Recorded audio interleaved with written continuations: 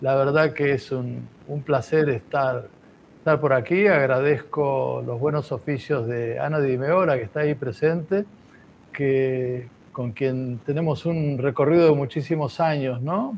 O sea que mejor ni pensamos cuántos. Pero bueno, la verdad que un placer estar aquí y bueno, vamos a ir un poquito al tema que nos ocupa, ¿no? O sea, un poco hablar de lo que es...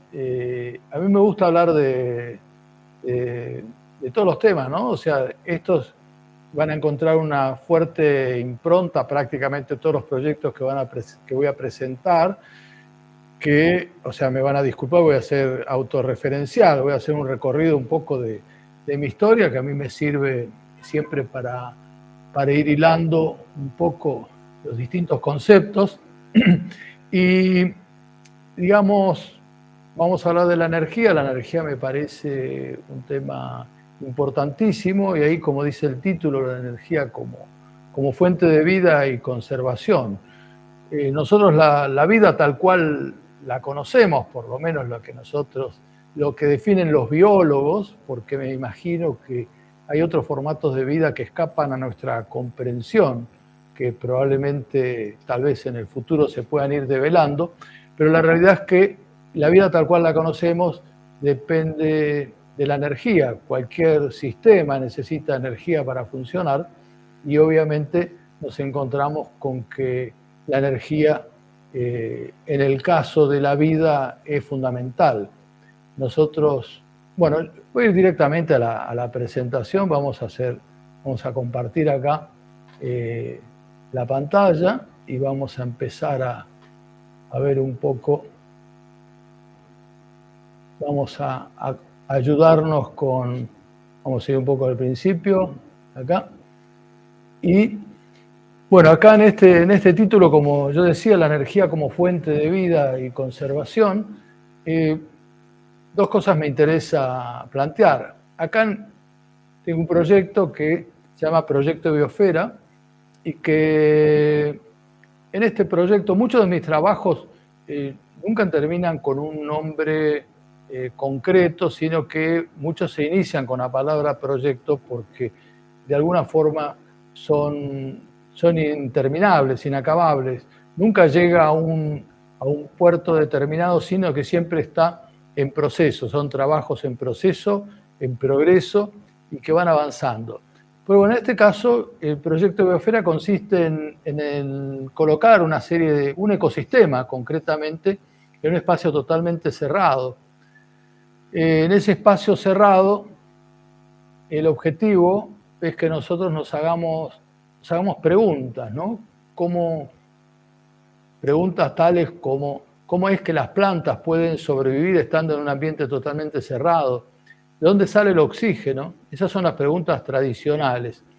Y en vez de contestar esa pregunta directamente, la pregunta que yo me hago es, si estos mundos, estas esferas, representan de alguna forma en una escala infinitesimal nuestro planeta, si yo fuera un gigante mirando desde afuera, la pregunta también sería la misma. Miraría ese mundo, ese planeta, nuestro planeta, y diría, ¿cómo hace esa gente que está ahí adentro para sobrevivir? ¿Cómo hacen las plantas si es un espacio totalmente cerrado y no tenemos ninguna conexión al espacio exterior? No hay ningún caño que de alguna forma nos traiga de algún otro ecosistema, de algún otro espacio, la energía o el oxígeno para sobrevivir. Entonces, ahí es donde empezamos a hacernos preguntas concretamente y tenemos algunas respuestas. En general, para las preguntas que nos podemos hacer, son muy pocas las respuestas que podemos tener concretamente. Pero en este caso sabemos que las plantas hacen un proceso de fotosíntesis, toman el oxígeno, toman el dióxido de carbono que está alrededor en un proceso que es transformar los nutrientes que están alrededor de las plantas en su propio alimento. Esa es la punta de la cadena, porque a partir de ahí todo el resto del ecosistema se va alimentando y termina produciéndose un ciclo virtuoso, un ciclo simbiótico que permite que, digamos, ese sistema pueda sobrevivir. Entonces, acá la pregunta es, ¿cuál es la punta de la cadena de todo esto? Porque decimos son las plantas, pero esas plantas que de alguna forma están sobreviviendo, ¿qué es lo que están recibiendo? Están recibiendo la energía de la luz. Nosotros recibimos la energía del sol en forma de luz y calor, y eso es lo que nos permite de alguna forma vivir en este planeta y conocer esta vida tal cual la conocemos. La energía de la luz permite que las plantas hagan fotosíntesis, nos permite a nosotros desarrollar nuestras actividades. El calor es el que nos permite mantener una temperatura adecuada, y toda la atmósfera con ese efecto invernadero, que a veces uno piensa el efecto invernadero como algo totalmente negativo. Si no fuera por el efecto invernadero, de alguna forma nosotros no sobreviviríamos, porque es ese efecto, es esa atmósfera que de alguna forma regula la temperatura para que nosotros podamos estar en un rango adecuado para la vida. Nosotros somos seres muy delicados, pero tremendamente delicados. O sea, probablemente sino seguramente nuestro celular tiene un rango de temperatura, de operación más amplio que el de nuestra propia capacidad, nuestro propio cuerpo, en donde si, no sé, la temperatura supera 38 o 40 grados, nosotros ya no tenemos capacidad para regular la temperatura, y si baja a una temperatura, digamos, un poco más de bajo cero, ya no tenemos esa capacidad. Entonces, de alguna forma somos seres dependientes de esa energía que viene, y me gusta decir que somos seres solares de alguna forma, porque dependemos de la energía del sol. Bueno, este proyecto tiene como objetivo mostrar, ¿no? Plantear un poco nuestro mundo en una escala pequeña, una escala infinitesimal, como comenté antes, y que esas plantas, ese ecosistema, pueda ser apreciado y tal vez entendido, porque nosotros, si entendemos cómo es el funcionamiento, vamos a poder apreciar más lo que tenemos y lo vamos a cuidar en última instancia.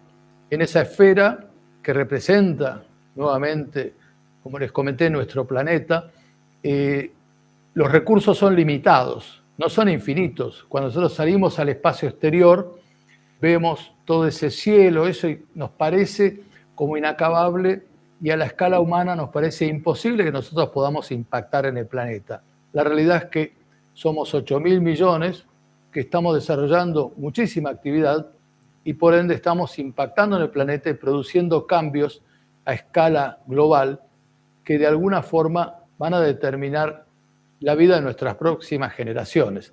Es por ello que yo considero tan importante el arte como una herramienta para poder concientizar sobre todas estas temáticas.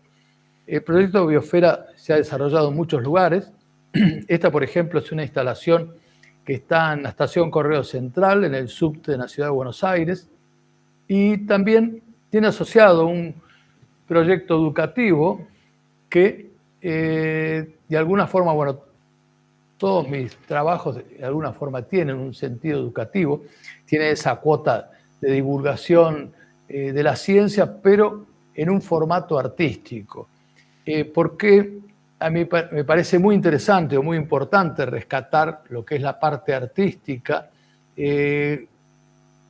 separarlo un poco de la parte científica, aunque todo es un conjunto que de alguna forma no puede estar en un compartimento estanco. Pero cuando yo le pregunté a un conjunto de científicos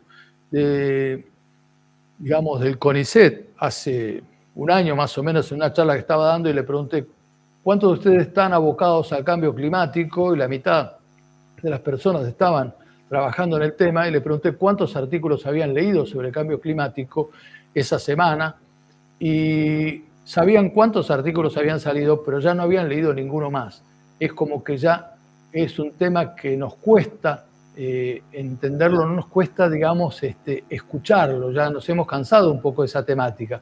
Pero cuando viene un proyecto artístico que tiene que ver con el tema, probablemente la parte estética, la parte, digamos, esa parte artística nos impacte más en nuestras en nuestros sentimientos, en nuestras emociones, y de alguna forma ahí es donde se establece una diferencia muy grande, porque en vez de entrar a la razón directamente, diciéndonos qué es lo que debemos hacer, estamos apelando de alguna forma al corazón como una vía para llegar a esa conciencia de nuestro cerebro.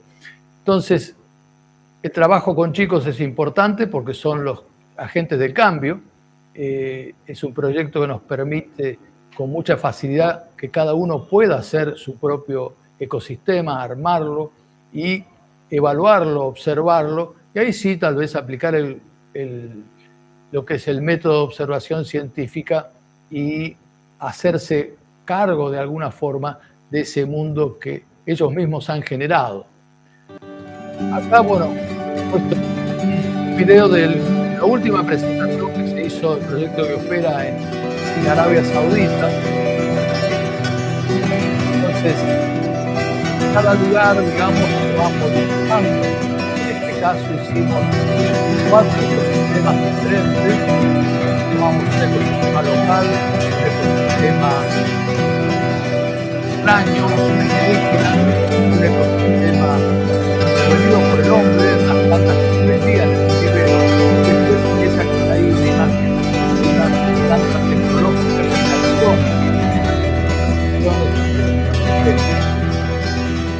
Entonces, lo interesante es poder llegar a todos los lugares y también ahí estuvimos viendo lo que podemos observar a simple vista.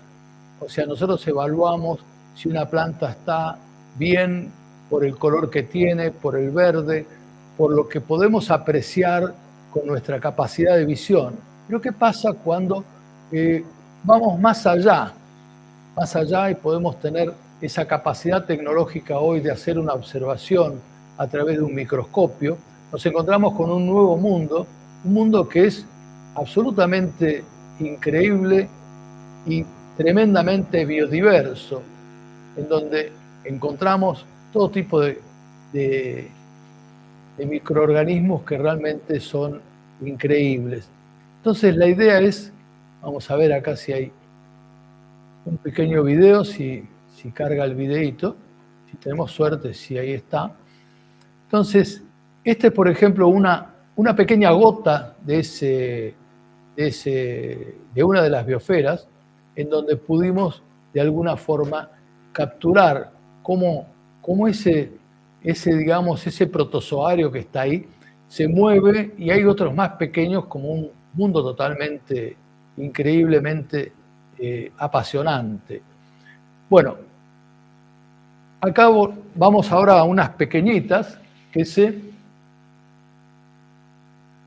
perfecto. Bueno, prometo no hablar sobre los videos, porque no se escucha muy bien. El video que estaba mostrando antes, que se hizo en Arabia Saudita, fue una de las últimas presentaciones del proyecto Biosfera, que se hizo con el apoyo de Bienal Sur, la Bienal que tiene un alcance global. Entonces, bueno, acá en estas pequeñas tienen el concepto de que si bien el mundo está en manos de cada uno de nosotros, siempre hay quienes tienen una mayor responsabilidad. Entonces, estas pequeñas que están acá se entregan a formadores de opinión con el concepto de que el mundo está en sus manos.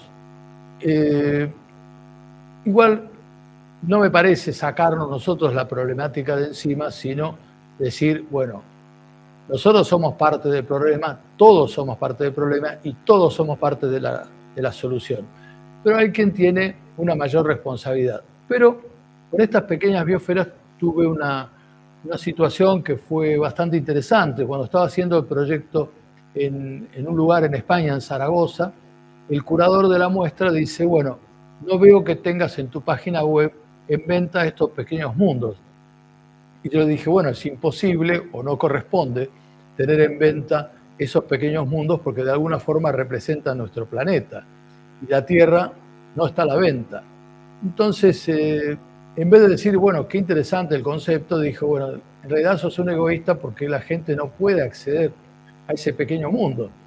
Entonces dijimos, bueno, ¿cómo podemos resolverlo? Y lo resolvimos con un programa de adopción.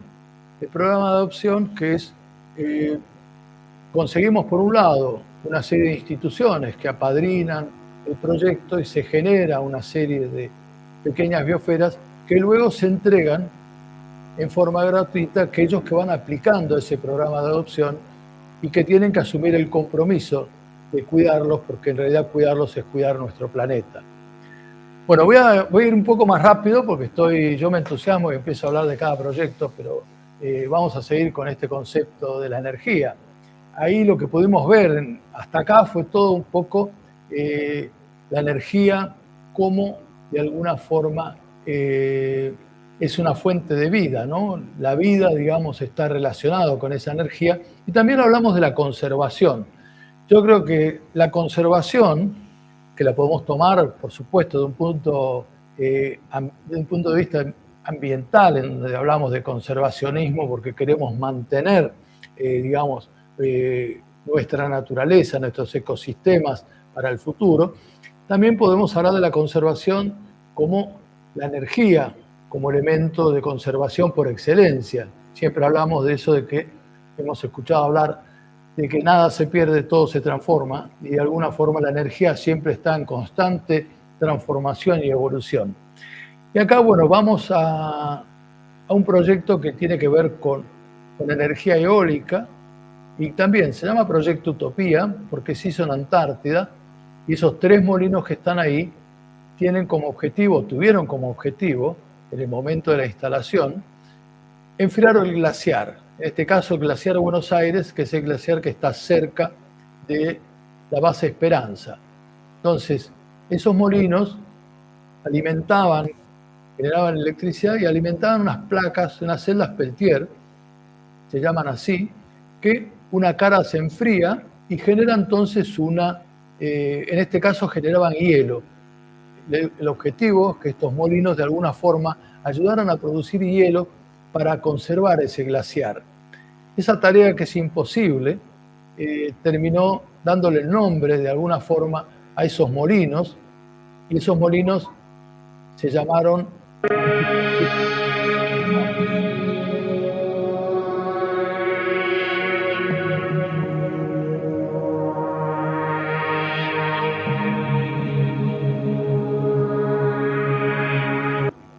Bueno, estos molinos se llaman Don Quijote contra el cambio climático. De alguna forma nos remiten a ese personaje de Cervantes, Don Quijote, que luchó en la región de la Mancha contra unos molinos gigantes pensando que eran unos seres alienígenas. Era una tarea absolutamente imposible, pero que de alguna forma nos plantea la capacidad que tenemos, que tiene la humanidad, de alguna forma de encarar tareas que en apariencia son imposibles, pero que de alguna forma merece la pena intentarlo. Bueno, acá hay un clásico que es un mosquito, que se llama un mosquito solar. Esto también es un proyecto que en Antártida, la Antártida, digamos, es una fuente de inspiración. En un momento yo estaba caminando ya en la base Esperanza, no en la base Esperanza, sino en la base Marambio. Estaba caminando con unos científicos suecos, unos paleontólogos, y veo lo que eran unos restos que me parecían como si fueran huesos de pingüino. Y cuando le pregunto si era eso, me dice, no, esos son restos fósiles. Y yo le digo, bueno, pero no podemos caminar sobre los restos fósiles. Me dice, sí, no hay otra forma, todos son restos fósiles, y aparte se van a ir en poco tiempo, van a terminar. Y yo digo, bueno, ¿en cuánto tiempo? Me dicen, en 40.000 años. Claro, eran paleontólogos, entonces su escala del tiempo es totalmente diferente a la que nos podemos imaginar nosotros. Pero ahí me imagino este proyecto con este mosquito solar y con unas flores también que están...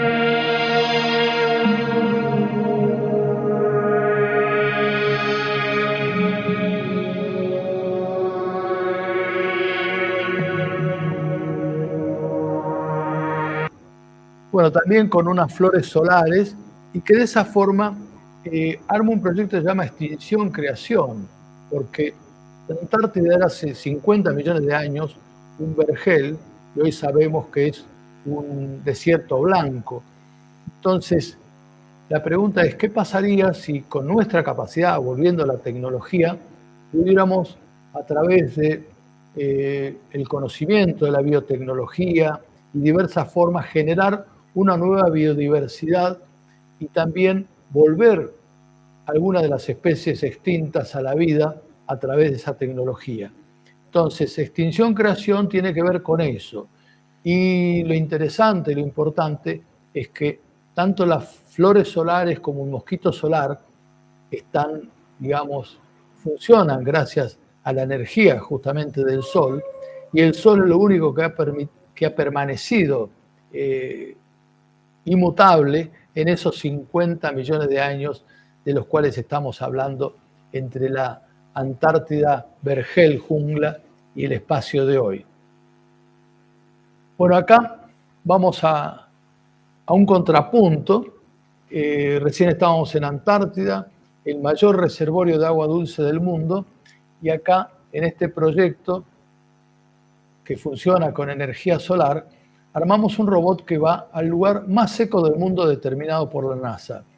Este es el desierto de Atacama en Chile, en donde, como ustedes pueden apreciar, ahí la tierra es totalmente seca. Cuando uno habla de un desierto, a veces se imagina algún cactus o alguna planta que resiste esa falta de agua, pero acá no hay nada. Entonces, en ese lugar fuimos a buscar agua. ¿Dónde podemos encontrar agua en un lugar tan seco, donde la tierra es totalmente árida? La tomamos de la atmósfera.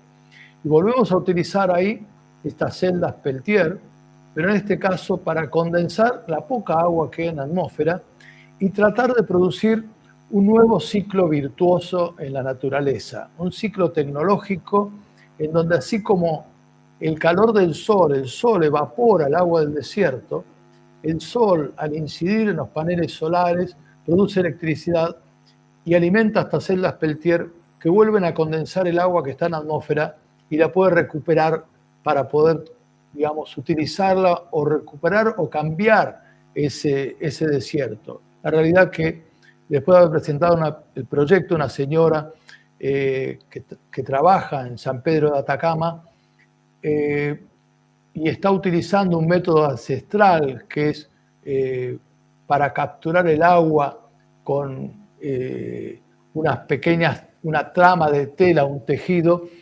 Nos preguntaba si podía asociar esto para mejorar la tecnología y poder obtener con mayor facilidad agua para inclusive alimentar una pequeña huerta que tenía ahí en el monte. Bueno, la realidad es que la idea de estos proyectos es que sirvan para, de alguna forma, impulsar a los científicos, inclusive al común de la gente, a pensar cómo podría ser, qué podemos hacer nosotros.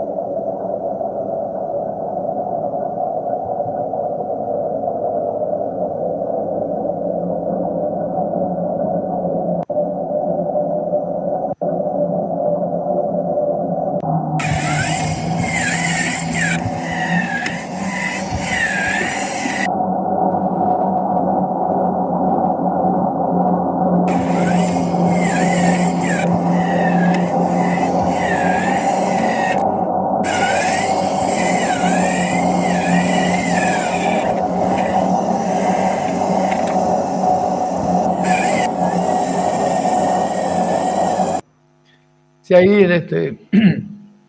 ahí corté un poco el audio del video para poder hablar sobre él. Siempre me gusta hacer algo que no sea, no me interesa hacer un robot humanoide que copie perfectamente al ser humano, o un robot que copie a un animal, sino que remita de alguna forma a esas formas orgánicas, como es en este caso. Podría ser un insecto, podría ser una mulita o algo así, que de alguna forma trata de cubrirse, de protegerse de la adversidad. Pero bueno, el tema es que ahí en este proyecto logramos obtener agua en ese desierto, y eso fue lo que de alguna forma le dio le dio lo que me gusta decir a mí, la verosimilitud científica. O sea, si bien son proyectos artísticos, la idea es que la ciencia que está involucrada en el proyecto no sea algo que sea absolutamente falso, sino que de alguna forma tenga una cierta posibilidad, esa cierta verosimilitud científica. Bueno, acá otro viaje a la Antártida, también inspirado en el primer viaje, en donde siempre me interesa el tema de los glaciares que están en un proceso de retracción notable en los últimos 50 años. ¿Cómo podríamos hacer con la tecnología para protegerlos, ¿no? ¿Cómo es el proceso de glaciación y cómo podríamos colaborar? Entonces, en ese proceso de glaciación, en la investigación, bueno, nos dice que obviamente, ¿de qué se alimenta el glaciar? Se alimenta de la nieve. La nieve cae, la nieve es lábil, se vuela muy fácil con el viento, termina en el mar y no se adhiere a la masa del glaciar. ¿Cómo podemos colaborar con eso? Dijimos, bueno, vamos a hacer estos pequeños dispositivos, animaloides, no sé cómo lo podríamos llamar, que se llaman glaciators porque colaboran en los glaciares. Y bueno, partimos en una expedición rusa y ahí tenemos los robots funcionando.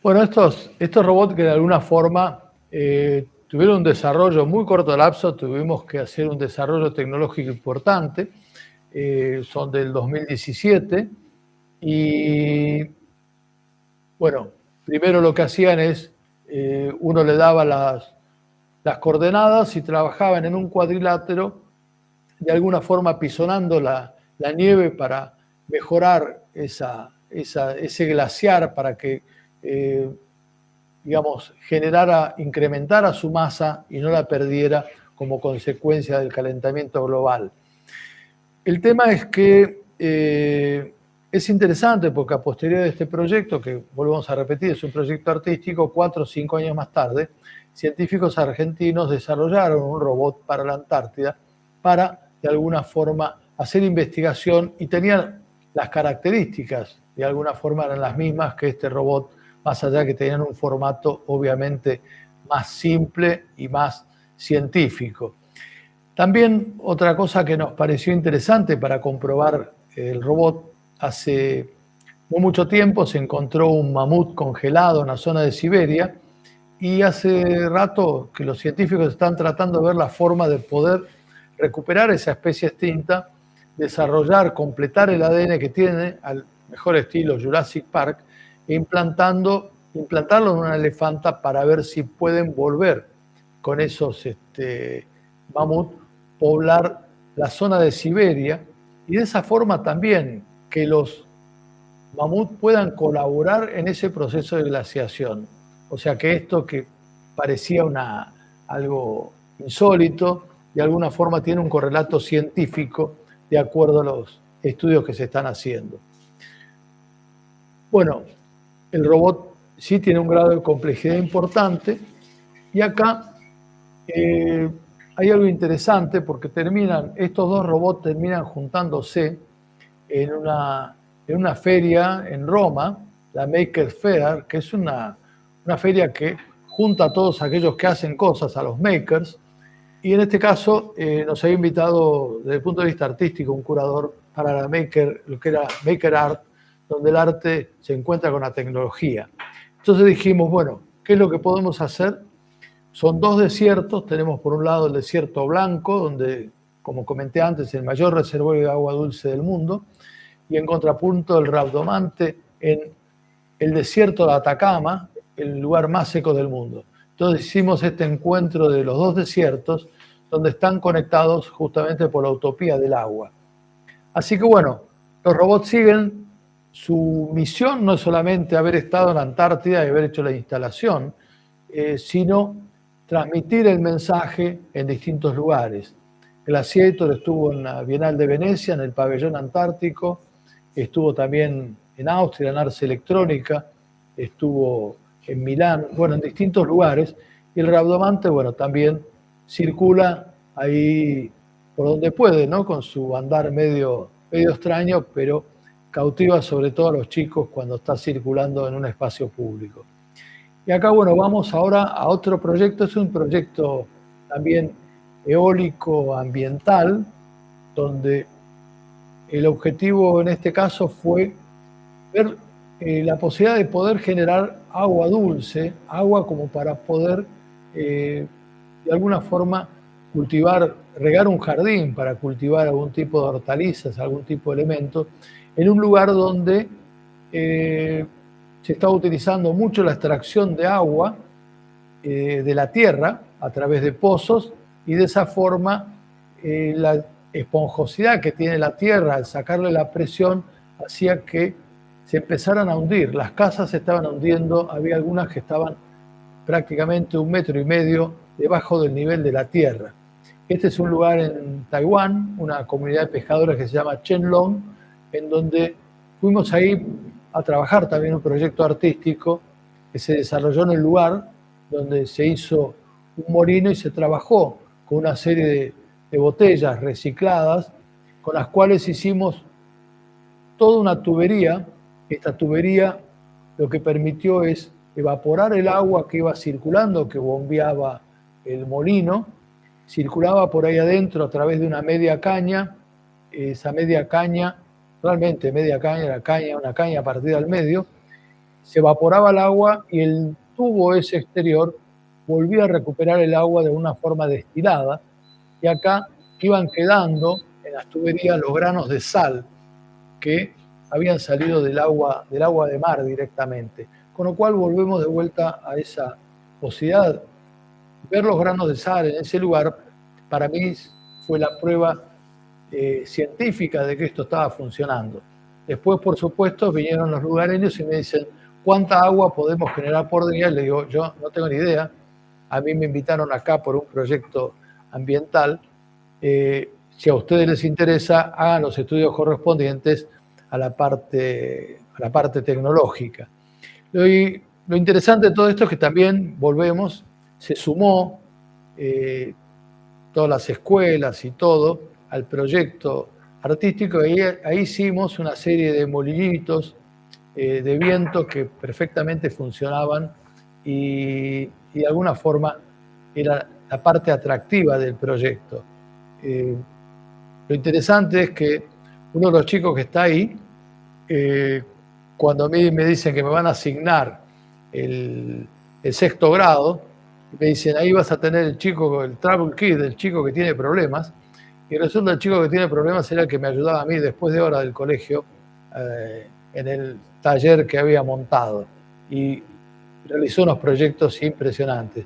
O sea, yo creo que siempre es interesante poder abrir esa puerta y poder conectar con el arte en una forma muy libre y de alguna forma que sirva en el proceso educativo. Bueno, acá estos son unos robots que el año pasado yo tuve la suerte de poder montar un taller en California, en un desierto, durante 3 meses, y ahí desarrollé unos robots que teóricamente fueron encontrados por una inteligencia artificial de aquí a 1 millón de años, en algún lugar del universo, y se encontraron en ese lugar. Cuando los encontramos, estaban conectados a paneles solares. lo cual les permitía a estos robots, al amanecer, cuando el sol se empezaba a elevar, recibir esa energía y empezar a mover sus cabezas. Todos estaban orientados hacia el sol naciente y de esa forma, al mover las cabezas, estaban de alguna forma adorando a esa fuente de energía, como ha pasado muchísimo en la historia de la humanidad, donde distintas civilizaciones tomaron al sol como un dios al cual debían adorar y rendir pleitesía. Bueno, hicimos varias performances ahí, 2 al amanecer y 1 al atardecer, y la hicimos con música en vivo también. Teníamos un microbiólogo justamente que le interesaba mucho lo que se llama Live Coding Music, donde iba cambiando las líneas de código, íbamos agregando palabras sobre lo que era esa instalación. La instalación, si bien tiene un poco más de un año, ya tiene un largo recorrido y se está expandiendo por el mundo porque estoy dando los planos en forma libre para que todo el mundo pueda producir los robots donde quiera, con toda la programación y todo. O sea, un proyecto de lo que sería Open Hardware, Open Software y Open Source de todas formas, pues la idea es que vayamos en esas conexiones. Acá hay una instalación de una pequeña muestra de los robots cuando estaban en el desierto.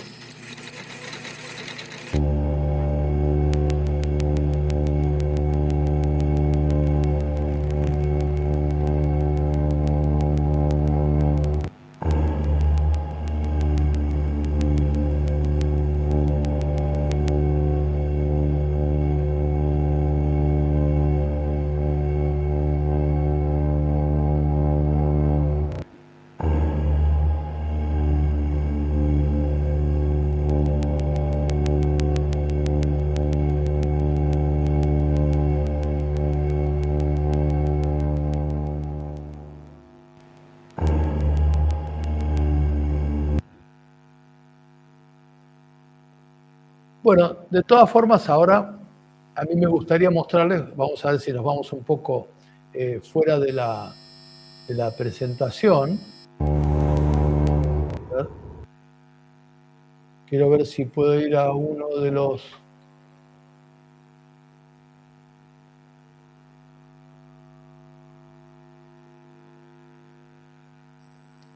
Me gustaría ir a dónde está este proyecto ahora, con lo que sería...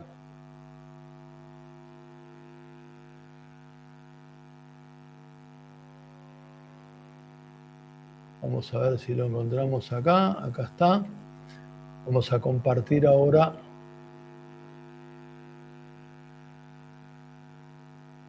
Una meditación con estos robots que se llama una meditación robótica, y donde lo que me parece interesante en esto es que cuando empezamos a conectar estos robots con las personas que venían a la muestra y participaban, entraba como una simbiosis entre lo que era la máquina y el hombre. Prácticamente no había una gran diferenciación.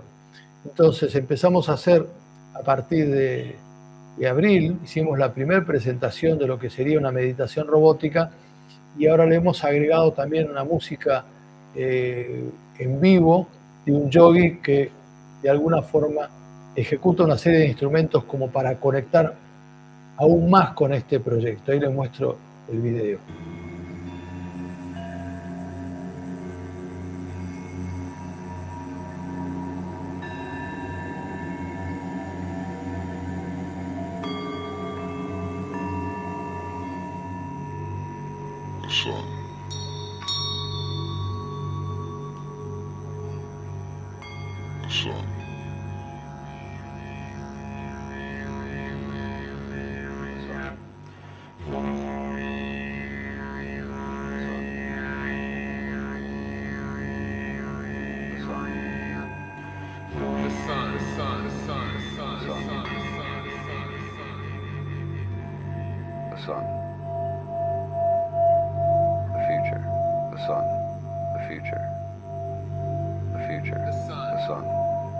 The sun.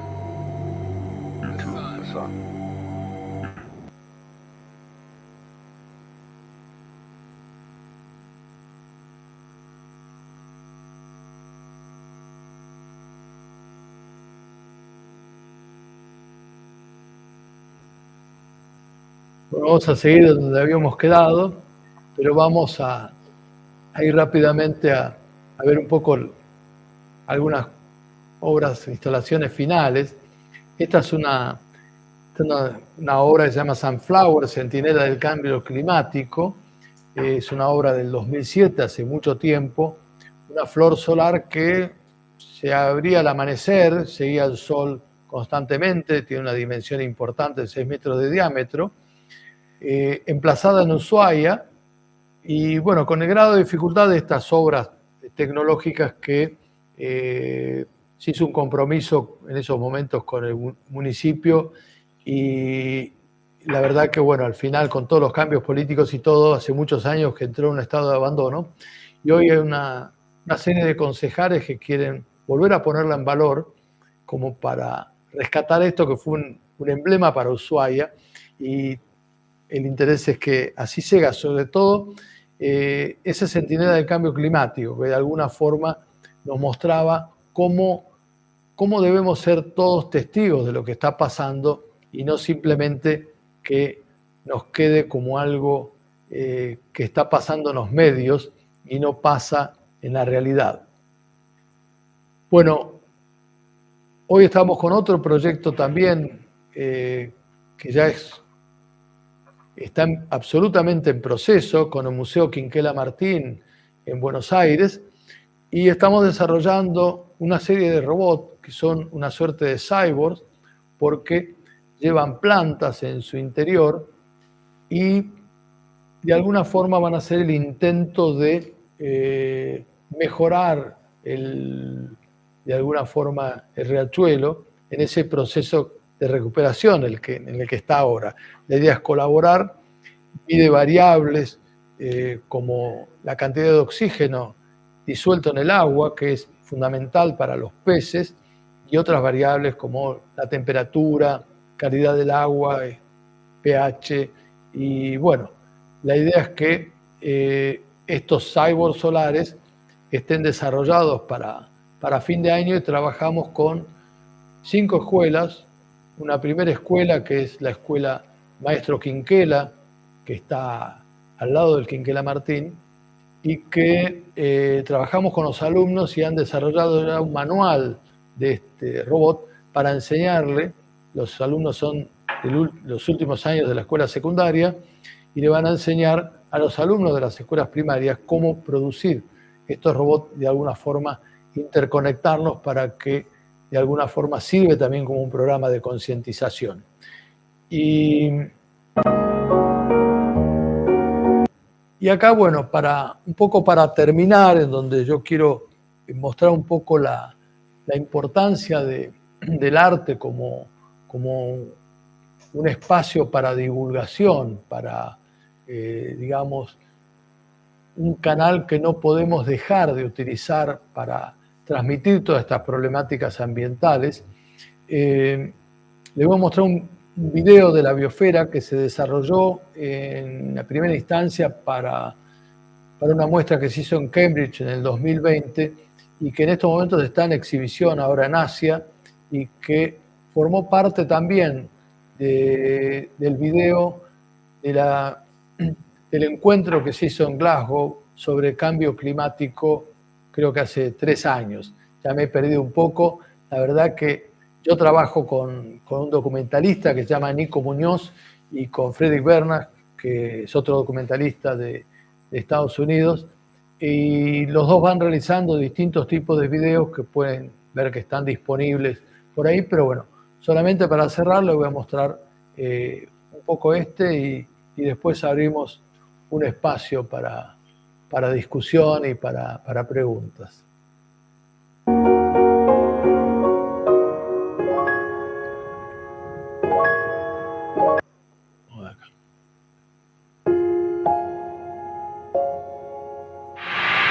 Oh my God, look at that picture over there. There's the Earth coming up. Wow, that's pretty. Hey, don't take that. It's not scheduled.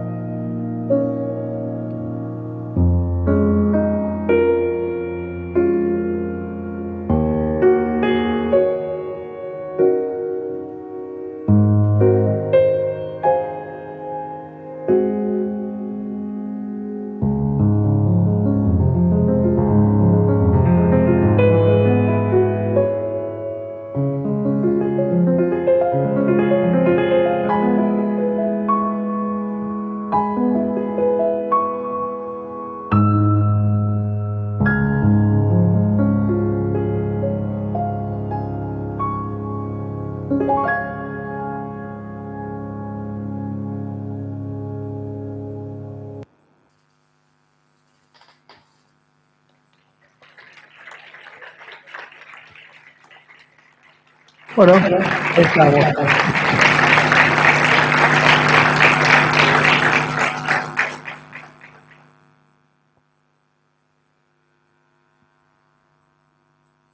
Hola, Joaquín. Sí, acá estamos. ¿Se escucha? Perfecto, impecable. ¿Se escucha ahí? No sé si vos escuchaste los aplausos, Joaquín. Sí, sí, gracias. Ah, bien. Muchas gracias, así que un placer compartir. Y nada, solamente decir que la importancia para mí del arte es cómo ese fluido en los vasos comunicantes, que son las diferentes disciplinas, y de alguna forma que sirva como para conectar todos esos diferentes saberes para producir una sola cosa que sea realmente de impacto, ¿no? No, empezábamos, Joaquín, si me escuchás bien, el intercambio, algunas preguntas. Dale. Tengo algunas en un papelito por acá que te voy a leer y después vamos a ir pasando el micrófono también, ¿sí? Vayan animándose. Fernando, tenías para empezar una pregunta y tengo dos más acá para la respuesta.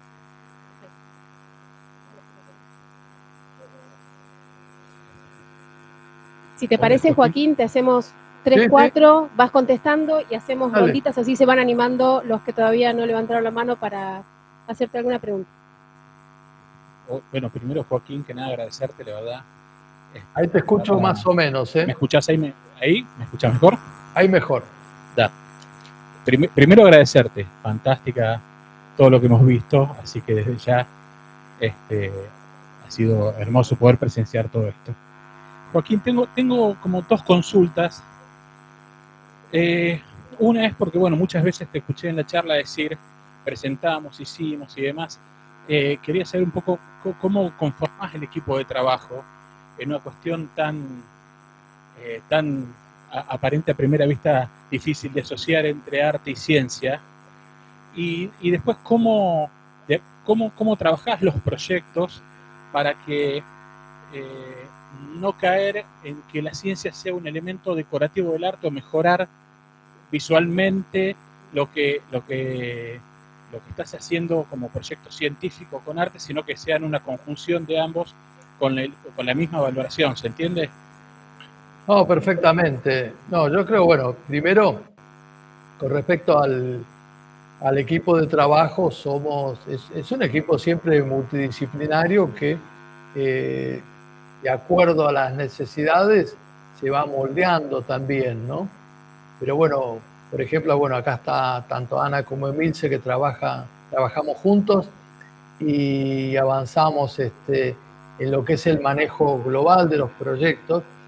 Pero después, por ejemplo, como comentaba, está Nico Muñoz, que es el documentalista que hace un aporte muy, pero muy importante a los proyectos. Hemos viajado juntos con él a la Antártida, hemos estado el año pasado también viajando por acá, por Argentina, y hemos hecho algunas performances en la montaña, ¿no? Y bueno, vamos armando el equipo como se puede. Después hice una performance hace 3 meses en Nueva York, que ahí trabajé con Fredrik Bernas, que también trabajamos en equipo cuando tenemos esa necesidad, y la verdad que todo surge como muy interesante. Después, bueno, también está Diego Gómez, que hace una música espectacular también cuando la necesitamos, y unas visuales increíbles a través de videomapping. Y también el alma mater, que es Santiago Clancy, que es un programador, que todos ellos, cada uno tiene su trabajo que es el que le permite, digamos, mantenerse, le permite vivir, y cuando tienen un tiempo libre y les interesa, trabajan en estos proyectos que a veces prácticamente no tienen casi recursos, ¿no? Sino que es la satisfacción de hacer el esfuerzo y avanzar. Y bueno, con respecto a la parte cómo se mezcla un poquito este tema, depende de cada uno cómo quiera encararlo. Yo, si el proyecto no tiene un concepto detrás, yo por el mero hecho de que sea estético, ya automáticamente yo me autorregulo. No digo que me censuro porque sería una palabra muy fuerte, pero digamos, me regulo y prefiero poner esfuerzo en aquellos proyectos que tengan un concepto atrás. Y en ese juego difícil de hasta dónde vamos a jugar con la parte estética y hasta dónde con la parte científica. Muchos me preguntan en el proyecto Meofera, ¿cuántos años tienen? Están interesados en ver cuánto duró ese ecosistema. Y en muchos casos, bueno, algunos tienen mucho tiempo, y otros son renovados constantemente para que tengan un atractivo y que la gente sienta que ese interés por acercarse, ¿no? Que es la punta después para poder trabajar en la parte científica. Después, obviamente, aparecen muchas cuestiones que tienen que ver con hasta qué punto, hasta dónde es ciencia y hasta cuándo es arte, ¿no? ¿Cuál es el límite? ¿Dónde está esa parte? Y bueno, es interesante porque siempre esos límites están, digamos, de alguna forma intercambiando. O sea, yo lo que creo es que cuando aparece la posibilidad desde el punto de vista, en realidad, digo, el proceso para mí es tener el concepto y a partir de ahí ver qué medios yo puedo utilizar para plasmar ese concepto, ¿no? Vamos, una pregunta más. Dos más y después paso el micrófono. Tenés ahí, listo. Perdón, no Dale, sé si me Gustavo. escucha ahí. Hola, hola. Hola, disculpe. Ahí está mejor. Ahora me escucha mejor.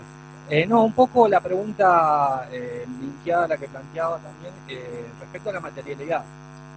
Yo soy estudiante de primer año de artes visuales y venimos de hacer un trabajo en el que renegamos con los costos, con el yeso, con la arcilla, qué sé yo. Ahora nosotros 1 kilo de yeso nos salió 3.000 pesos. Comprar un panel solar es imposible. Le quería preguntar si en algún proyecto la idea que tuvo estuvo determinada por la materialidad, por los costos de la materialidad y cómo lo resolvió. Porque nosotros por ahí en las circunstancias que nos encontramos no tenemos acceso a cierta tecnología para llevar adelante, digamos, algunas obras como las que usted hizo. No sé si se entendió. Sí, te escuché un poco entrecortado en algún momento, pero interpreto que me hablabas de cuáles son las posibilidades, cómo poder tener esos recursos y cómo pensar en esos recursos, ¿no? Digamos, ¿quién nos financió? ¿Quién nos fue acompañando? Las universidades, el sector privado. Un poco grande la pregunta, pero es lo que Bien, más decía. sí, no, te escucho a veces con un poco de interferencia, pero sí. Mira, cada proyecto es diferente. Por ejemplo, ese proyecto que demostré de Sunflower, toda la parte tecnológica de lo que eran los sistemas de paneles solares. Tuvimos el financiamiento de una empresa SolarTech que es de paneles solares. A veces uno tiene que ir buscando a ver dónde están los recursos y ver las posibilidades. Yo me vi beneficiado durante los 10 años que estuve en la Universidad de Maimónides con tener muchísimos recursos a mi disposición. Recursos que no eran fáciles de gestionar, pues yo trabajaba mucho con biólogos, por ejemplo. Entonces, le proponía un proyecto a un biólogo, al principio estaban reinteresados, y al poco tiempo el biólogo, para mantener su beca, porque casi todos eran becarios, digamos, necesitaba presentar un paper, esto, lo otro, entonces abandonaba el proyecto artístico. Y si después teníamos un científico senior, el científico senior necesitaba ganar plata para mantener a su familia, entonces no teníamos los recursos. Era un tema bastante... estaban los recursos disponibles, pero era una situación bastante compleja en esa administración. Entonces, yo creo que cada proyecto es diferente. Hay proyectos que requieren escasos recursos y otros proyectos que requieren, sí, una inversión más importante y, bueno, depende de muchísimos factores. O sea, por ejemplo, hay proyectos que yo he hecho a través de un programa de mecenazgo en la ciudad de Buenos Aires, donde los he presentado y esos han sido financiados. Otros, por ejemplo, bueno, los robots, esos que vienen del desierto, yo tuve la suerte de ganar un premio para hacer una residencia en lo que se llama el Mars College, en donde financiaron absolutamente toda la obra, pero bueno, obviamente uno tenía que proponer y tener el conocimiento. Yo creo que es un proceso constante de ver cuáles son los medios que están disponibles, estudiar mucho y ver qué es lo que uno puede disponer de lo que está en un medio universitario, en el mercado, y también a veces se da el proceso, no solamente que está el medio, sino que uno plantea y dice, bueno, ¿existirá el medio para hacer tal cosa? Y por ahí no existe. Y por ahí hay un científico interesado en desarrollar ese medio, o un tecnólogo, o uno mismo. Eso me ha pasado varias veces, en donde yo, por ejemplo, tenía unos sensores que eran electrónicos, y le pregunto al científico con el cual estábamos trabajando, con unas células, si no podíamos hacer unos biosensores para reemplazar esos sensores electrónicos, y a partir de ahí disparó una línea de investigación en una universidad sobre lo que eran todas las células de los sentidos de una serie de caracoles que podían llegar a cultivarse para ser utilizados como reemplazo de esos medios electrónicos, ¿no? Por ejemplo. Hola, Joaquín, ¿te escucha? Sí. Bueno, primero gracias por compartir, por inspirar, por provocarnos de alguna manera. Y hace un ratito, en una de las preguntas que creo que había hecho Fernando, salió esto del límite, ¿no? ¿Cuál es el límite entre el arte, la ciencia y la tecnología? Y yo te pregunto, ¿qué es lo que te inspira desde las artes visuales? Para un poco a ver si ese huevo o la gallina, que no me interesa discutirlo, pero ¿qué es lo que te inspira? ¿La ciencia viene con alguna necesidad o alguien del ambiente, o vos te inspirás primero en una idea? ¿Se entiende? Sí, o sea, es una buena pregunta, ¿no? A veces estoy un poco desorientado, ¿no? No es que tengo todo un formato, pero no sé qué es. Son tantos factores, ¿no? A veces yo me pongo a leer un artículo y automáticamente ahí me aparece una idea y digo, bueno, a ver, qué interesante, se podría hacer esto, se podría trabajar sobre esto. Y bueno, y por ahí eso es la fuente de inspiración, o simplemente a veces uno lo va a buscar porque... Te voy a dar un ejemplo cercano. Cuando yo voy a ese desierto en California, yo gano esa residencia con un proyecto que había presentado sobre cultivos para un viaje a Marte, ¿no? ¿Cómo sería la comida en un viaje a Marte? Empiezo a trabajar con una serie digamos, de brotes de distintas plantas en un cultivo que yo llamaba biosférico, utilizando el concepto de la biosfera para desarrollar eso. También con insectos, todo iba a ser lo que era el Mar Fest, invitar a todos a que comieran, digamos, todo eso desarrollado ahí, tanto insectos como esto, con otro. Y cuando llegué al desierto me encontré con otro medio. La propia tierra del desierto me inspiró para hacer otra cosa. Hice otro proyecto que se llamaba Planet B, que era toda una esfera, un planeta hecho con la tierra que estaba craquelada del desierto. Y terminé haciendo otros proyectos totalmente diferentes en función de cómo me inspiró el medio tanto físico del espacio como las personas que me rodeaban. Entonces, esos robots que tienen esa forma también tuvieron una suerte de inspiración en un compañero que tenía ahí chino, y me imaginé los chinos, lo que eran los guerreros de terracota que fueron enterrados, ¿no? Esas figuras de terracota enterradas con el emperador ahí en China, que fueron descubiertas y todavía hay muchísimas enterradas. Y me imaginaba esas figuras saliendo de un pozo hecho en el desierto. Al final el pozo no se hizo, pero las figuras de alguna forma remiten a ello también. Y todo eso es inspiración de todo el medio que me rodeaba, y terminé haciendo otros proyectos diferentes a los que yo me hubiera imaginado que iba a ser ahí, ¿no? Hola Joaquín, ¿me escuchás? Sí, perfecto. ¿Cómo estás? Gracias por compartir esta charla. ¿Te dejarías inspirar por Merlo? ¿Podríamos pensar un proyecto juntos con esta universidad y Obvio. la licenciatura en artes visuales? Ya, pero mira, yo tengo un problema, ¿viste? Sí, fácil. Entonces después tengo un problema acá, se ríen las chicas que están conmigo, ¿viste? Pero bueno, después vemos cómo lo resolvemos, pero de ya que sí, ¿viste? A mí me parece recontra interesante. Todo espacio me parece inspirador y sobre todo si hay interés, ¿no? O sea, a mí me preguntan, ¿y se puede hacer este proyecto? Entonces yo lo primero que pregunto es, ¿hay voluntad política? Entonces, eso es lo que yo me imagino. A ver, no. Sonó mi teléfono y se descalabró la computadora. Así que nada, yo creo que sí, por supuesto. Si hay voluntad para hacerlo, siempre podemos pensarlo y ver qué es lo que se puede hacer, ¿no?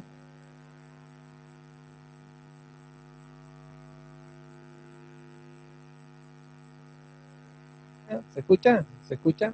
Sí, sí. Ah, ok.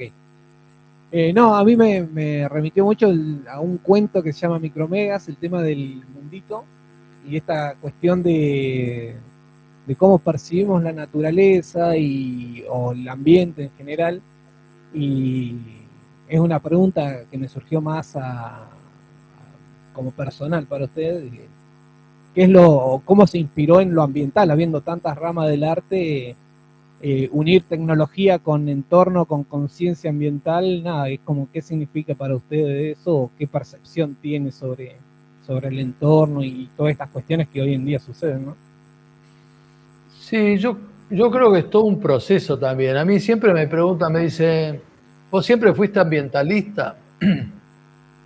Y yo digo, pues yo tenía una fábrica, ahí habían dicho hace un rato que me hacían acordar que había tenido una fábrica de skate, ¿no? Entonces, bueno, yo agarraba todos los residuos que había en la fábrica, los cargaba en una camioneta y los iba a tirar donde había una montaña de basura. O sea, yo era como, no sé si recuerdan a Mr. Burns de Los Simpson, el dueño de la planta nuclear que agarraba los residuos radioactivos, los tiraba al lago y después aparecían los peces de 3 ojos por la contaminación. Bueno, ese era yo. ¿Qué pasó en mi vida? No lo sé. ¿Cuál fue el proceso? No sé si tuve clic en algún momento o fue un proceso que se fue dando. Pero sí, cada vez yo me metí mucho más en lo que es el concepto de la naturaleza y trabajo todos esos conceptos. Por ejemplo, yo armo en pandemia un proyecto que se llamaba La naturaleza de nuestra naturaleza y que venía pensando qué nos pasa a nosotros, ¿no? Cuando yo le pregunto, por ejemplo, a ustedes o a los chicos, sobre todo trabajo mucho con chicos, les pregunto qué es la naturaleza, y lo primero que hacen es mirar afuera, ¿no? Miran afuera, al espacio exterior, a los árboles, a la montaña. Para ellos, de alguna forma, eso es la naturaleza. Salvo una nena que cuando le pregunté qué era la naturaleza, dijo, la naturaleza es vida. Y ahí, pum, me dejó totalmente choqueado. Pero bueno, la realidad es que, ¿qué pasa que nosotros, cuando pensamos la naturaleza como algo externo al cual le tememos, del cual nos tenemos que proteger porque la naturaleza nos puede ser hostil y tenemos que pelear contra ella y en muchos casos, como ya sabemos, destruir.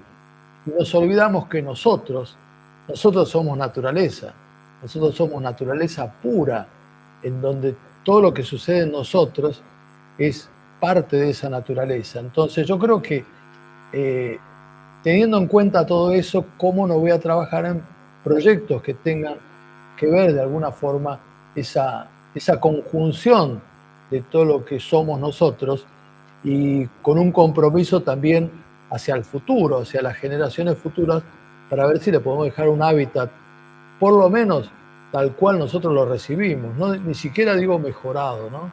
O sea, por lo menos no arruinarles más el planeta a los que vienen.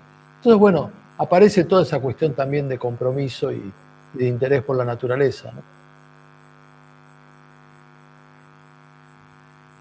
Hola Joaquín, ¿Sí? ¿escucha? Sí, sí. Bueno, soy alumno de 4º año de Artes Visuales, de acá de la universidad, y me surge la curiosidad de, primero, ¿cómo entiende usted el arte y la ciencia? Nosotros desde la Cátedra de Artes Visuales estamos pensando eso mucho, y cada año hacemos el proyecto MAC, que tiene que ver con arte y ciencia, y también preguntarle cómo piensa la tecnología, cómo juega a favor en conjunto con el arte, cómo se conjugan esas cosas y si consideraría en algún momento también en sus trabajos o ha pensado sobre la inteligencia artificial que está en auge y estamos en un momento donde está en crecimiento, cerca de llegar al razonamiento de la inteligencia artificial y si eso puede llegar a ayudarnos también a potenciar estos proyectos, estos trabajos de lo que usted propone, que es muy interesante. Sí, varias cosas. Bueno, primero, a mí me interesa mucho ir mucho más atrás, la palabra tecnología viene de tecné. Tecné es un vocablo griego que explicaba cualquier tipo de actividad, ya sea una actividad culinaria, de arte, de ciencia o de tecnología, era tecné, o sea que estaba todo englobado. Después, bueno, fuimos dividiendo un poco eso, poniendo en muchos casos compartimentos estancos, donde no había prácticamente un intercambio entre esos espacios. Y yo creo que, bueno, hoy tenemos la suerte de que empieza a aparecer toda esa apertura, a pensar fuera de la caja, a imaginarnos que podemos conectar las diferentes disciplinas. Entonces, eso por un lado, yo creo que conecta automáticamente todo. O sea, en realidad, el arte siempre se nutrió de la tecnología. O sea, yo vi unas recreaciones, unos videos que recreaban cómo nuestros ancestros en un lugar en Sudáfrica que se llama la cuna de la humanidad, the Cradle of Humankind, ahí mostraban cómo hacían las tinturas con un trabajo impresionante, una tecnología que no es agarrar, no sé, una remolacha para pintar de rojo o colorado en un muro, sino cómo hacían para que eso pueda permanecer. Y nos aparece esa tecnología que ha permitido que obras obras rupestres puedan haber permanecido 30 o 40 mil años hasta nuestra época, cuando hoy la tecnología actual no puede garantizar ese tiempo que esté una información en algún dispositivo. Entonces yo creo que la historia del arte es la historia de la tecnología que ha ido apareciendo y de la apropiación de esa tecnología. Nos quedamos mucho tiempo por ahí en un arte tradicional, en una academia, por así decirlo, y recién ahora aparece como una validación constante de todos los medios que van apareciendo. Entonces, hasta hace muy poco la pregunta era si eso era arte. O sea, a mí me lo hacían hasta hace 15 años. Ahora ya no lo preguntan, por ahí dudan, por ahí no les gusta o lo que fuere, pero está ahí. Yo creo que, no sé, la tecnología también es arte y el arte es tecnología. Es muy, muy difícil, digamos, para mí separar. Yo veo la belleza en un dispositivo tecnológico y le encuentro esa belleza, ¿no? A un motor, ¿viste? O algo. Y cuando algo está muy bien hecho, me gusta el vocablo inglés que dice es un state of the art. Es como que es algo, un fruto del arte, es algo que uno dice, esto es una obra de arte, como decimos nosotros cuando vemos algo que no tiene que ver con el arte, pero está muy bien realizado. Entonces, bueno, me fui por la rama, no sé si había alguna otra pregunta también, me olvidé. La pregunta me habías hecho si quedaba algo pendiente ahí. Hola, Joaquín. Sí. Bueno, te quería hacer una pregunta. Cuando nosotros hablamos acerca de ciencia y arte, a mí particularmente siempre me viene a la mente, mejor dicho, términos como utopía o distopía, ¿no? Que provienen de la creatividad, de la fantasía, por así decirlo, Sí. o de la ficción. No sé si ha escuchado los términos, y esta es la pregunta, si conoce los términos, tanto hoy por hoy me parece mucho más cercana, por lo menos a mí, la de cyberpunk, que tiene que ver con una cuestión de una utopía medio distópica, más bien cercana a un universo como el de puede ser el de las películas de Blade Runner. una cuestión más cibernética del futuro, una visión más cibernética. Después hay una versión de una posible utopía que es, o mejor dicho, un mundo ficcional, que es el steampunk, que es un desarrollo de las herramientas industriales a partir del vapor. Y ahora, hace poco, yo descubrí la del solarpunk. Y la pregunta es si usted había escuchado o no hablar del solarpunk, y si no es así, bueno, se lo dejo para que lo investigue porque me parece que es, en el mundo de la ficción, el uso de la tecnología y el compromiso con el ambiente a través de las energías solares y renovables. Es, otra vez, visto desde el mundo de la ficción, de la utopía. Bien, como se me mezcla todo en la cabeza, me acordé, como no me lo hizo acordar que me hizo la pregunta anterior, me acordé del tema de la inteligencia artificial. Obvio que estoy trabajando con la inteligencia artificial. Digamos, es muy interesante el proceso que estamos llevando. Yo la semana pasada di una charla en Madrid que, entre otras cosas, estaba trabajando con el concepto de inteligencia artificial y computación cuántica, ¿no? Por un lado, yo creo que la computación cuántica, con el grado de capacidad que va a tener de procesamiento, conectado a una inteligencia artificial, pueda tal vez llevarnos a un nivel de conciencia superior, un estadio tal vez más cercano a Dios. No sé, son preguntas que yo me hago, pero con respecto a la inteligencia artificial, yo estoy trabajando la parte conceptual. Entonces, la parte conceptual tiene que ver con la pregunta que yo me hago de ¿qué es la inteligencia artificial? O más claramente, ¿quién es la inteligencia artificial? ¿Es un qué o es un quién? La pregunta me parece relevante. Yo se la he hecho a la propia inteligencia artificial. Siempre me contesta con un qué. Tenemos algunas imágenes. A ver si me podés mostrarme la imagen que le pedimos a la inteligencia que se hiciera a sí misma, ¿no? Para la presentación de Madrid. ¿La tenés ahí? Acá le estoy pidiendo una imagen, a ver si la puedo mostrar. Pero bueno, la inteligencia artificial para mí, de alguna forma, somos todos nosotros, es nuestra propia evolución que nos lleva a estar en ese conjunto completo que nos permite decir, bueno, somos el desarrollo de la tecnología y de alguna forma, se la mostramos acá, yo se la muestro acá con...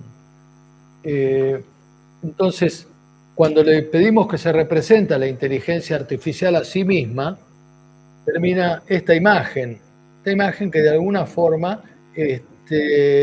nos permite empezar a trabajar un poco todo ese concepto de qué o quién es, y si no, la inteligencia artificial no somos todos nosotros de alguna forma, con nuestro desarrollo, con nuestra evolución y con nuestros propios datos con la cual la vamos alimentando.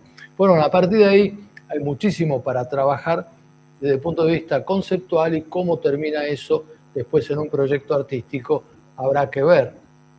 Con la computación cuántica el problema es que cuando uno está en estos temas, también pasa a ser un incomprendido, porque a mí me piden de una fundación de Miami presentar un proyecto de arte y tecnología, y yo presento un robot cuántico que lo llamo Cold Heart, por toda la necesidad de frío que necesita tener la computación cuántica para poder procesar coherentemente y no separarse, digamos, de esa coherencia que quedaría fuera de la posibilidad de procesamiento. Bueno, por supuesto, quedé totalmente afuera. ¿Quién le va a interesar hacer una cosa de ese grado? Y por más que me habían llamado, ¿no? Pero al año aparece una película de ciencia ficción, y ahí voy al tema de la utopía y la distopía, en donde está la computadora cuántica, que está la capacidad de procesamiento que permite de alguna forma predecir el futuro, y va trabajando ahí constantemente, por supuesto, los buenos y los malos, tratando de utilizar ese concepto. Lo interesante es que el proyecto que yo había llamado se llamaba Cold Heart, y la película se llamó Heart. Así que interesante cómo de alguna forma se conectan las cosas. Y hablando un poco del mundo distópico y utópico, yo creo que ahí hay muchísimo para hablar. Yo he trabajado en proyectos, lo que es la violencia institucionalizada, que es algo que a mí me preocupa tremendamente, cómo de alguna forma nosotros justificamos la violencia para poder ejercerla, ¿no? Y es un poco lo que nos lleva a esa situación distópica en donde nosotros terminamos utilizando la tecnología para, de alguna forma, producirle daño a a nuestros congéneres, a matarlos, a herirlos, a lo que fuere. Y terminamos amenazando nuestra propia especie.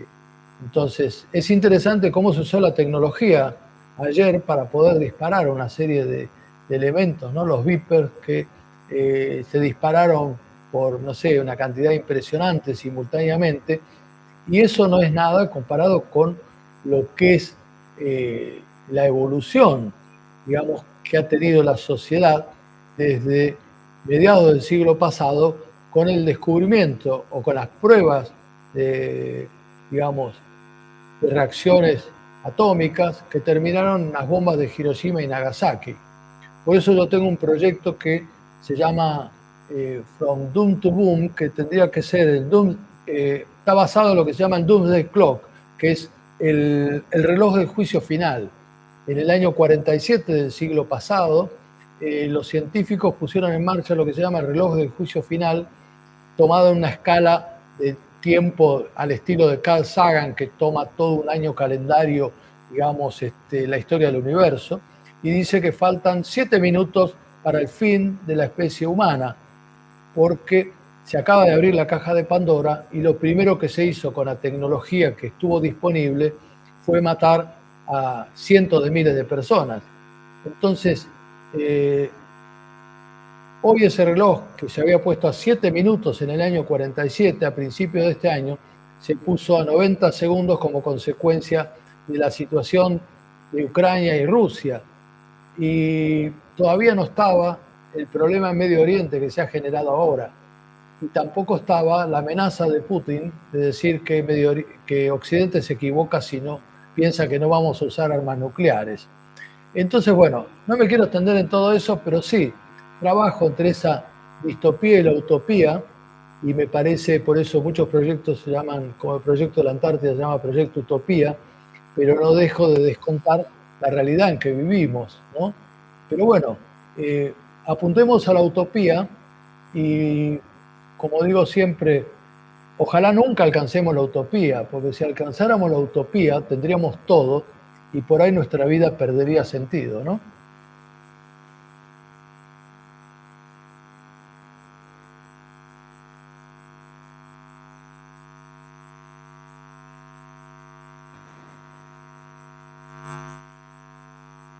Ahí no escucho nada, ¿eh?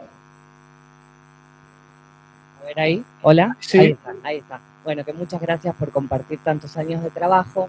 Y te quería preguntar sobre el intercambio con las comunidades, ¿no? Contaste que vas, que vivís ahí, que estás un tiempo, si esa relación, ese intercambio a veces ha modificado la obra, se ha modificado sobre la marcha o, bueno, algo sobre esas experiencias de intercambio con la gente en esas instalaciones.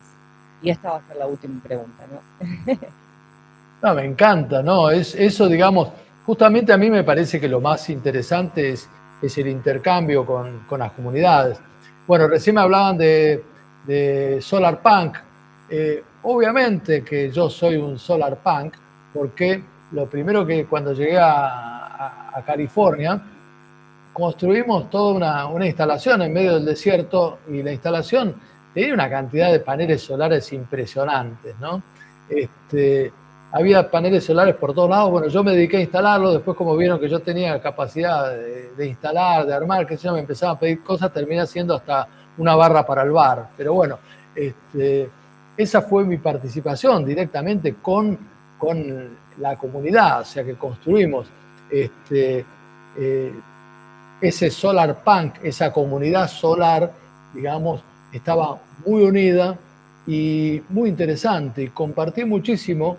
Y pudimos hacer, de hecho, por ejemplo, cuando yo voy a una presentación y habla un microbiólogo, el microbiólogo no es como se imaginan ustedes con una bata blanca en un laboratorio. El microbiólogo tenía unas rastas que llegaban prácticamente hasta el piso y después nada. un día podría mostrar la imagen de él, y él estaba estudiando también todo como la polución de un lago que había ahí, y eso me inspiró para una de las obras que yo hice, que no la mostré ahora, que es una obra también solar, que es una especie de araña que camina sobre el agua. Y bueno, me inspiré por la contaminación que tenía ese lago y por los papers que este científico había presentado. Pero el científico después fue el que trabajó conmigo como el live coding musician, que ahí trabajó haciendo la música en vivo. Y lo interesante es que después me mandó un mensaje y me dice, haber trabajado con vos, que la gente me haya escuchado, dice, me cambió mi vida. Bueno, tal fue así que de esa muestra después fue a Nueva York, y él de California, como no toma aviones, no sé cuál es el tema, que no sé si era por una cuestión ambiental, se vino en tren desde California a Nueva York para poder, digamos, hacer la performance con él en vivo ahí, y es un poco la música que hoy estoy usando con él. Después también había, para hacer el mundo, que yo decía que trabajé con la Tierra, trabajé con una chica, con una ceramista, que después hizo un poema con respecto a la Tierra, con eso que es espectacular y hoy forma parte de la muestra cuando digamos, exhibimos esa obra. O sea que la conexión con la comunidad es increíble. Y nada, son comunidades a veces que no nos entendemos. Con los chicos esos de Taiwán, hablaban taiwanés, ni siquiera hablaban chino. Algunos hablaban un poco de chino. Yo no hablaba de chino, nada en ese momento. Y igual fue suficiente para que me pusieran mi nombre en chino y me pusieron a Chin. Y tráeme una caja que debe haber en esa caja. ¿Está ahí la caja todavía? Me pusieron el nombre en chino. Y bueno, esa conexión que había con ese chico es increíble. Entonces acá yo la tengo, gracias al chico ese que me puso el nombre. Este es mi nombre en chino, que lo puso un poco por la fonética. Pero bueno, esa es la conexión con esas comunidades que me parece fabuloso. Comunidades de afuera y comunidades de acá, ¿no? O sea, yo he trabajado en lugares, en la montaña, en Salta, en un lugar que se llama Bacoya, absolutamente inaccesible. Y bueno, intercambiando un poco el conocimiento, intercambiando la tecnología.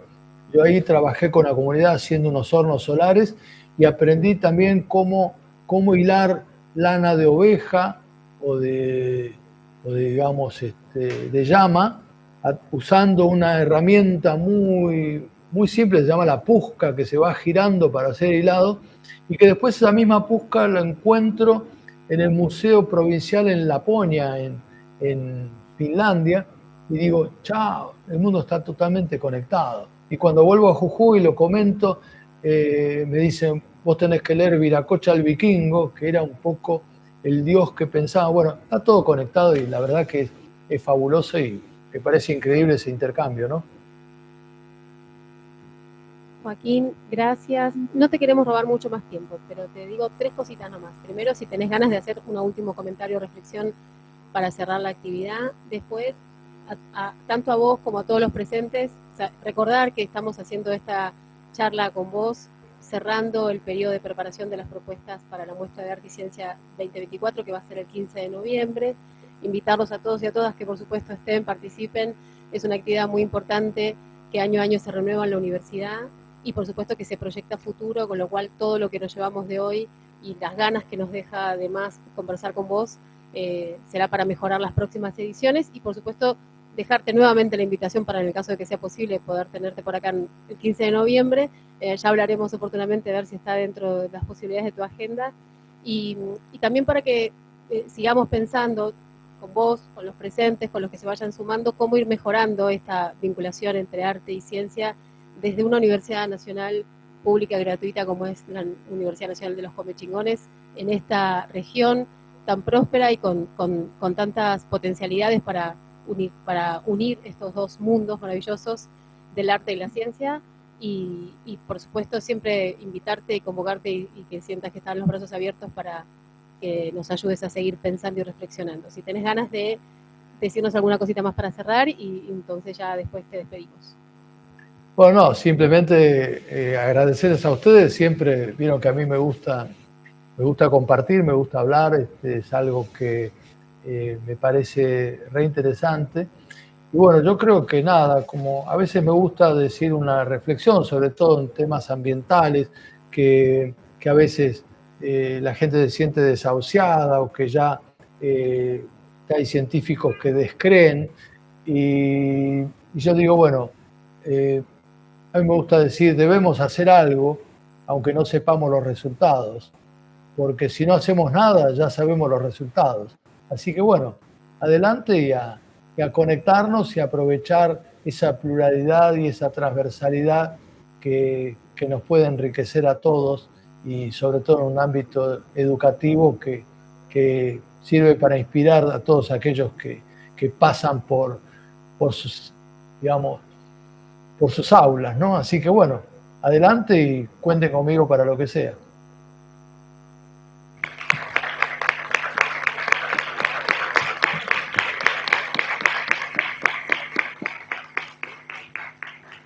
Muchas gracias y hasta la próxima, Joaquín. Hasta luego. Gracias, hasta luego.